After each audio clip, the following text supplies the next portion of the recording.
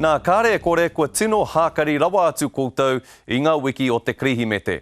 Nō reira ko te huringa o te tau, te wā e whai whakaroa noa I tātou ki o tātou puku. Engari ka pēhea rā te nui o te mahi ka mahia e koe kia tūwai ai. Kāli he mapō me te pūrongo mo te wahine I tino whakamomori kia tūwai. Kāre hākari I tuatu I te kaitai me te wānau. He ua te waka wee nei mea e rua, tūturu e tikanga tukui o. Yes, thank you. Yummy.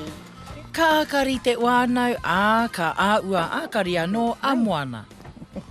What's that on your cutter? Oh, I've got a bit of Vegemite, Marmite and cottage cheese. Oh, and cottage cheese.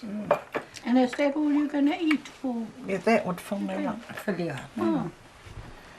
Well, Yeah. Oh, my goodness, then I a have- bird eats more than you. E o te e ara I te āuatanga katakata, e rima marama ki muri I te wakarite a moana I ai anō, kia huri tōna aro ki tōna oranga. So this is going to be the last sort of hākari you can actually have at Christmas, isn't it? I think it's, and my thinking is about, I'm going to enjoy this Christmas and just prepare myself really later, sort of have a meal with the whānau and enjoy that. How's your day? Kua tata ki te toru tau e tatari ana moana ki tēnei mai kokoti tango puku. I te timatanga I eke tōna toimaa ki te kota I rau e wā ngā uru māwaru kiro karamu. E rangi I mua tata mai tana kokoti, I eke ia ki te kota I rau e rua ngā uru kiro karamu I roto anō I te iwa marama. E toru ngā take wai ka āna moana ki te karo I te kai kino kia pai ai te aere o te kokoti. It's about my mokopuna. And when I'm there, that's what would keep my mind change or thinking would be about my mokopuna. Because I want to run with them. I want to play with them and enjoy my time with them a little bit longer. And I think having the operation's going to give me that, give me a chance again to be able to do that. Ara atu anō e take ai tāpiri atu. I've got to show you this blue dress. I bought it for a wedding for Nainga, and the thing is I couldn't fit it on her wedding day, and I want to fit it. How does it make you feel to know that you're going to be able to fit into a dress you've never been able to wear? I'll be really excited to actually get into this one. What are your thoughts about Moana having this operation? If that's what Moana wants to do, I will support her to do that. But it's quite an extreme way to deal with weight. I think you get to a stage where when you've tried all sorts of things and fluctuated, putting on weight, losing it, putting it on again, I think it's one way that Moana will feel will be a success. She's tried other weight loss programs, but she's always put the weight on again. I think we will have a toast to Moana. Moana, may your dreams and aspirations become a reality, and I look forward to seeing you in your beautiful blue chiffon dress. Merry Christmas. Mere krei me te.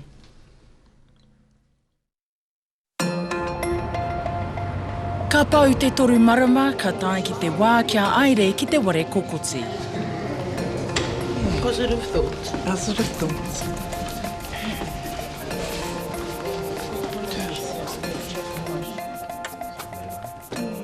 You've been crying since yesterday. Yeah, so my eyes are all puffy because I haven't been able to sleep. I think I've been worrying more than Mum has, I don't know, but yeah, I just hope everything goes well. And as my sister said, that she's in good hands, so that's her only fear that she wasn't going to wake up out of it, but hopefully everything will go well.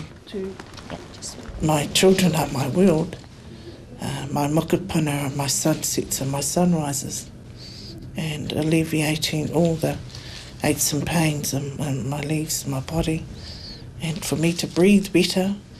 I look forward to that, to being around them. Mā te wakawiti kōrero I mua I te kokoti, e tau ai ngā āwangawanga. You've lost 16 kilos leading up to the surgery, so that's going to make my job a little bit easier. Well, hopefully we get you to lose in the order of 30 or 40 kilos, and that'll make a substantial difference.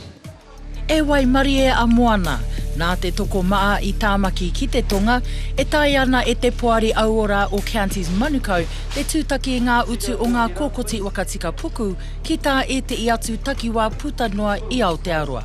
Mo te unga kāri wakaitia, ko ngā ware motu ake kē, ki konei ki tā wā I oki, e a ana ki te awina I tēnā. E toru ngā uru mā waru mano tāra neke atu, te utu mo tēnei kōkoti. So the inside diameter of the tube of stomach we leave behind is about the size of my little finger. So there's not much food that fits inside that. We just fired one lot of the stapler, and it takes about 7 of these staple shots. And sometimes we have to do a bit of stitching as well. Ka ipa te wā aora kua mutu te kokoti.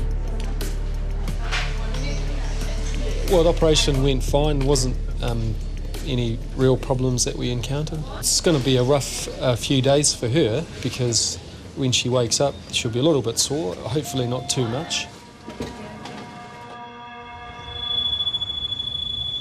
Kua kotai maramai nei mai te kokoti, kāre tino tauana te noo a moana. I've been sort of wee and vomiting, and getting quite nauseated. This morning I've just had a herbal tea, 2 peppermint teas actually. I'm a bit too scared to have my wheat bits because I've got the appointment at Super Clinic and I don't want to be going there and vomiting.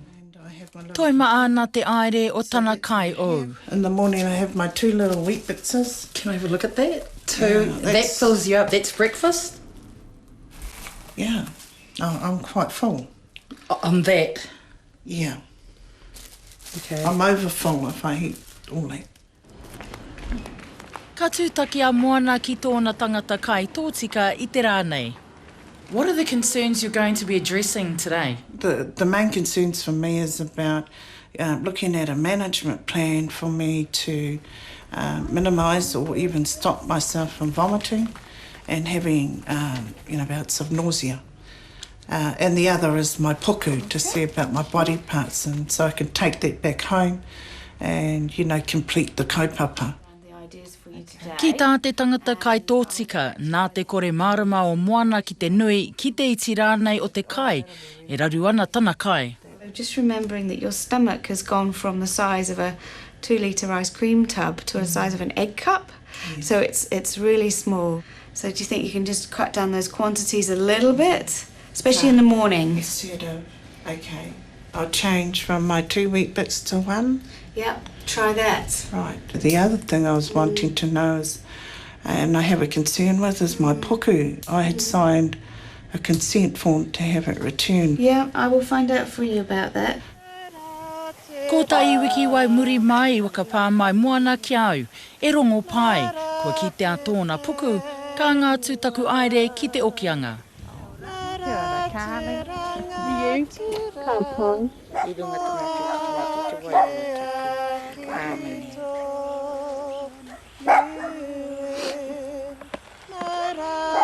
When I was a lot younger in the city, I never thought about that with my children's pito. I didn't, have an inkling of bringing them home. But nowadays, it's getting more and more. People have amputations, hands, legs, arms. They want to bring them home and bury them.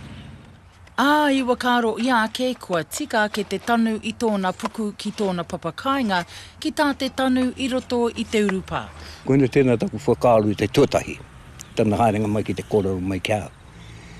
He ngari, ka tanu mea atu kihea I roto I te urupa.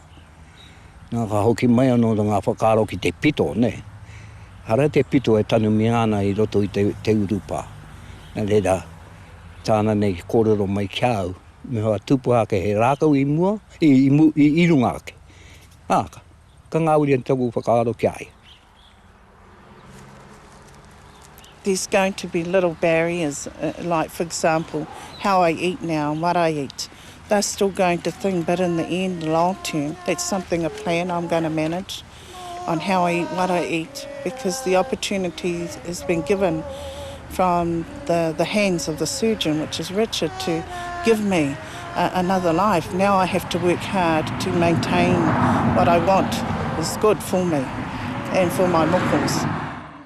E whitu te kaumā waru kilogramu kua ngahoro iho i te tinana o Moana. Mai rāno i te hāparaparatanga ōna i te poutūterangi i te rātau. He rawe tōna ao, kei te whakapakare ia, mo te haurua o ma taumano o Rotorua, hei te pāinga whāwhā.